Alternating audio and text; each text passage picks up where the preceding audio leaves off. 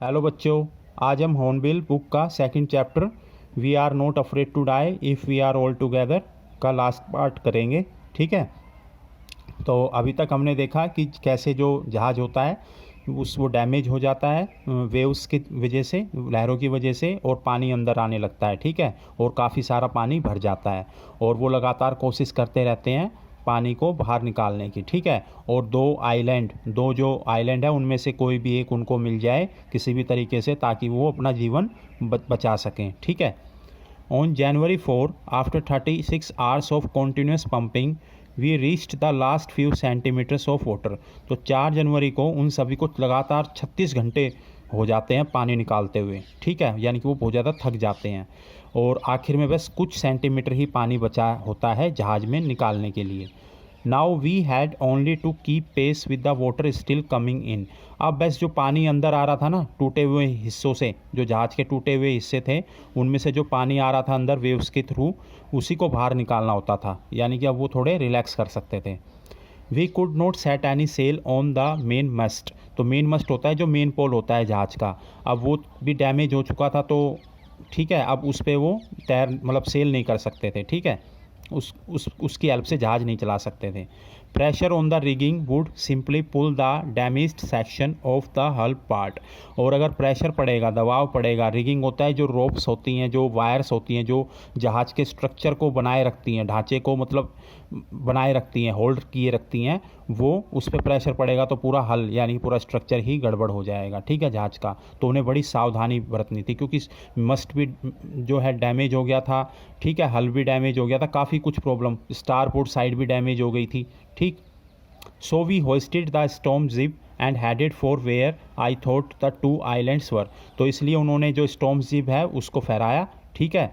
और उन आइलैंड्स की तरफ जो है निकल पड़े अपनी जान बचाने के लिए। ठीक है। जो दो आइलैंड्स थी उनमें से कोई ना कोई तो मिलती। Mary found some corned beef and cracker biscuits and we ate out first meal in almost 2 days। अब उनको 36 घंटे से वो लगातार पानी निकाल रहे थे। ठीक है। तो उनके पास खाना खाने का तो समय था ही नहीं, तो उनको थोड़ा सा कॉर्न बीफ जो है और कुछ बिस्कुट वगैरह मिल जाते हैं और वो लगभग 2 दिनों में, ठीक है, 2 दिन से उन्होंने कुछ नहीं खाया होता, लगभग 2 दिनों में वो खाना उनको नसीब होता है। ठीक है।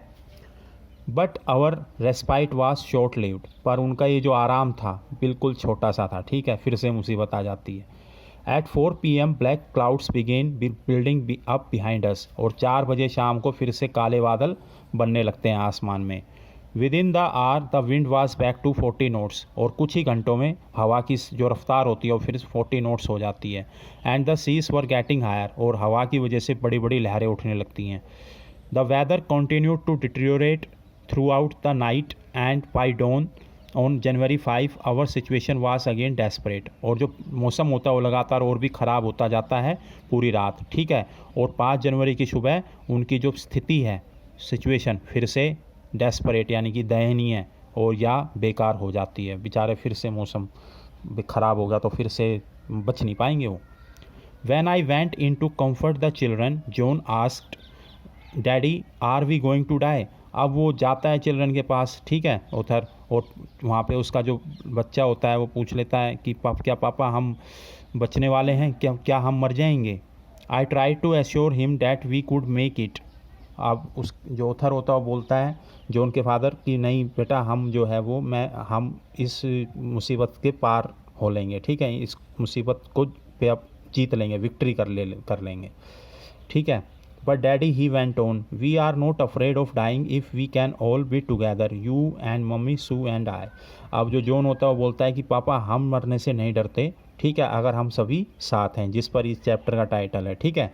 यानी कि एक साथ हैं तो मरने का भी डर नहीं। तो ये चारों के चारों साथ हों तो मरने का भी डर नहीं, पूरी फैमिली साथ है तो मरने का भी डर नहीं। I could find no words with which to respond, but I left the children's cabin determined to fight the sea with everything I had। अब ऑथर के पास कोई शब्द नहीं थे कि क्या प्रतिक्रिया दें। ठीक है, कैसे रिस्पॉन्ड करे।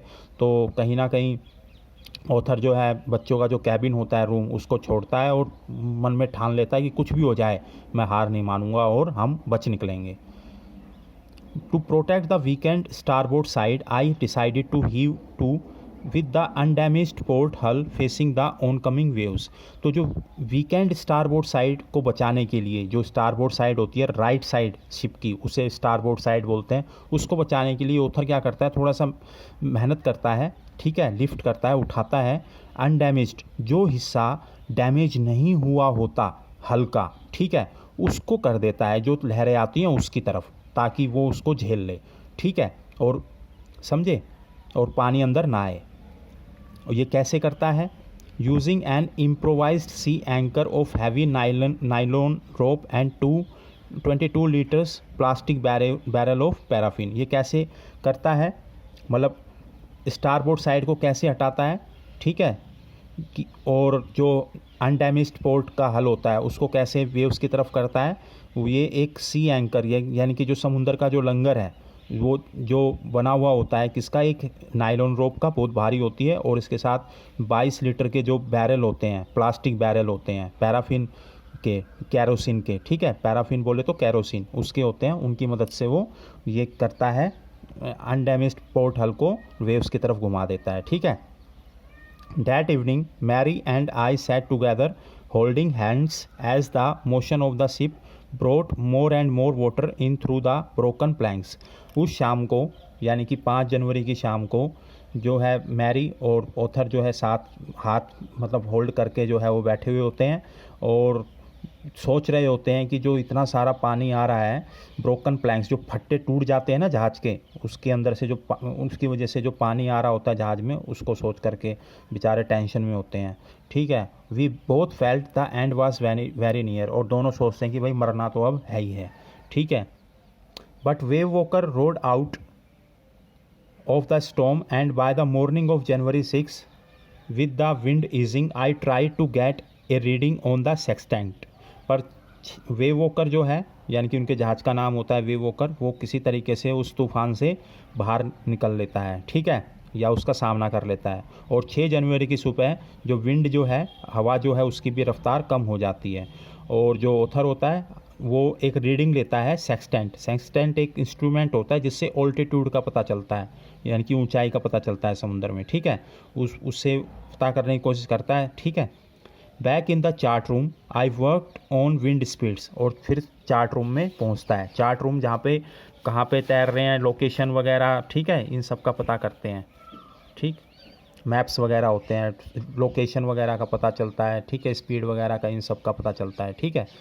तो वहाँ पे पहुँचता है ऑथर, ठीक है, और वहाँ पे पता करता है change of course, drift and current in an effort to calculate our position. तो देखता है कि भी लहरें कैसी आ रही हैं, करंट जो मतलब जो धाराएं हैं, समुद्री धाराएं हैं, वो कैसी हैं, और फिर अपनी पोजीशन जो लोकेशन है समुद्र के अंदर, उसका पता करता है, ठीक है, कैलकुलेट करता है कि हम कहाँ पे हैं।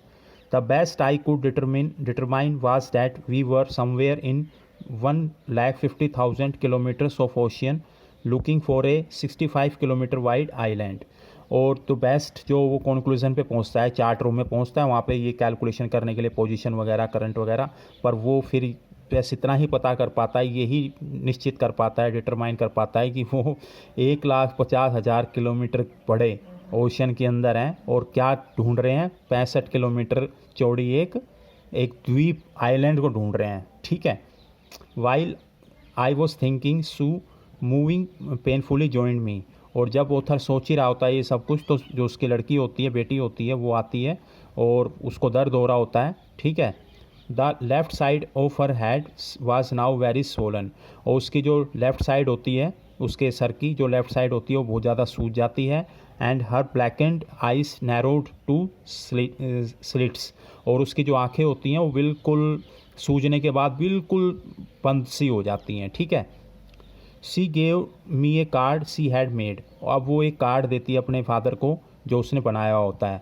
On the front she had drawn caricatures of Mary and me with the words, और फ्रंट पे यानी कि कार्ड के ऊपर उसने 2 कार्टून बनाए हुए होते हैं, उसके और उसकी वाइफ मैरी के, ठीक है, यानी कि सू ने अपने मम्मी पापा के कार्टून बनाए होते हैं, कैरिकेचर मतलब कार्टून, ठीक है। और ये शब्द लिखे हुए होते हैं, here are some funny people, और उस पर लिखा होता है नीचे कि कुछ मज़ेदार लोग हैं, ठीक है। Did they make you laugh? I laughed a lot as well. Inside was a message. Oh, how I love you both. So this card is to say thank you and let's hope for the best. Somewhere we had to make it. तो उस card में फिर वो पूछती है सू, क्या आपने card देख करके आपको हंसी आई? तो जो ऑथर बोलता है हाँ मैं मतलब बहुत हंसा, ठीक है। और उस कार्ड के अंदर लिखा हुआ था कि मम्मी पापा मैं आपसे बहुत ज़्यादा प्यार करती हूँ और ये कार्ड सिर्फ तुम्हें आप लोगों को थैंक यू बोलने के लिए है और हम अच्छे की आशा करते हैं, होप फॉर द बेस्ट, और किसी भी तरीके से हमें जो है यहाँ से बच के निकलना है, somehow we had to make it, ठीक। I checked and rechecked by my calculations. तो जो ऑथर होता है वो बार बार चेक करता है, ठीक है, कि कैलकुलेशंस की भाई हम कहाँ पे हैं, कहाँ पे सेल कर रहे हैं, आइलैंड कहाँ पे पड़ेगा, सारी चीज़ें ये चेक कर रहा है, ठीक है, क्योंकि एक ही रास्ता है उनका बचने का भी। We had lost our main compass and I was using a spare which had not been corrected for magnetic variation.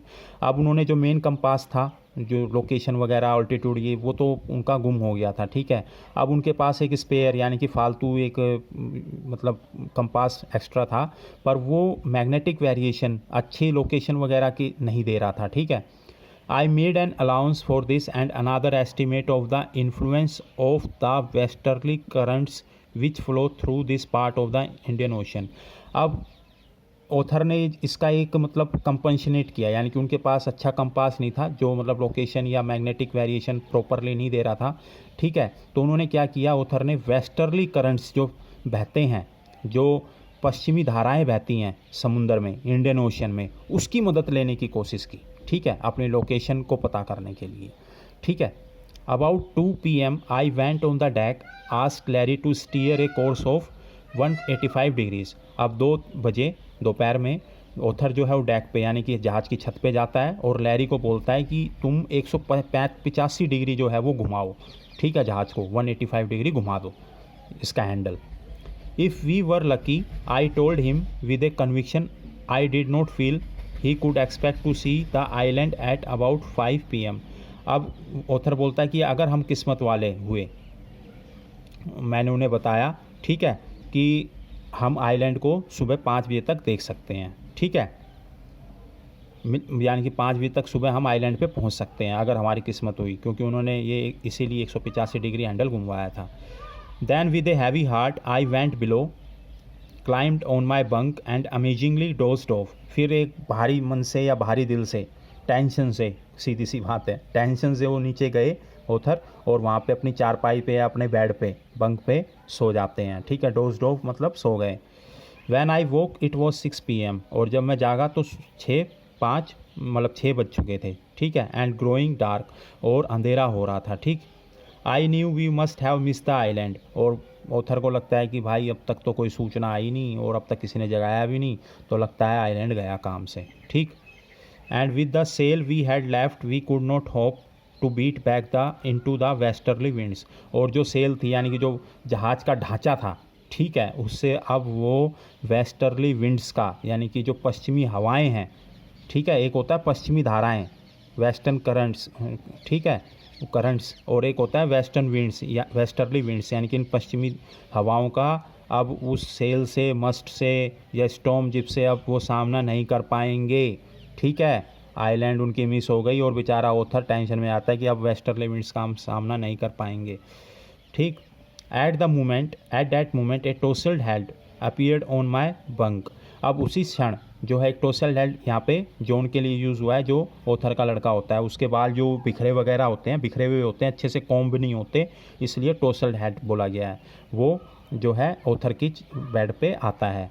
Can I have a हग, और बोलता है क्या मैं आपको गले लगा सकता हूँ।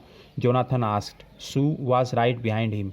जोनाथन पूछता है और उसके पीछे जॉन के पीछे तुरंत सू थी।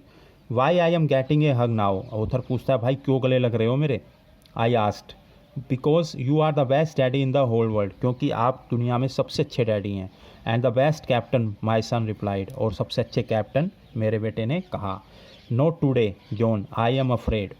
तो ऑथर बोलता है नहीं बेटा आज नहीं, मैं थोड़ा घबराया हुआ हूँ। Why you must be sad Sue in a matter of fact voice. तो सू बोलती क्यों, आप क्यों डरें, ठीक है, कोई डरने की जरूरत नहीं है। यू फाउंड द आइलैंड, आपने आइलैंड को खोज लिया है। वट, आई शाउटेड, और ऑथर की खुशी का ठिकाना नहीं, वो चिल्लाता है क्या। It's out there in front of us, they chorused as big as a battleship. बोलते हैं दोनों, शू और जॉन बोलते हैं कि ये आइलैंड्स बिल्कुल हमारे सामने है। वो एक ही सुर में बोलते हैं कि इतनी बड़ी है जैसे कि एक जंगी जहाज।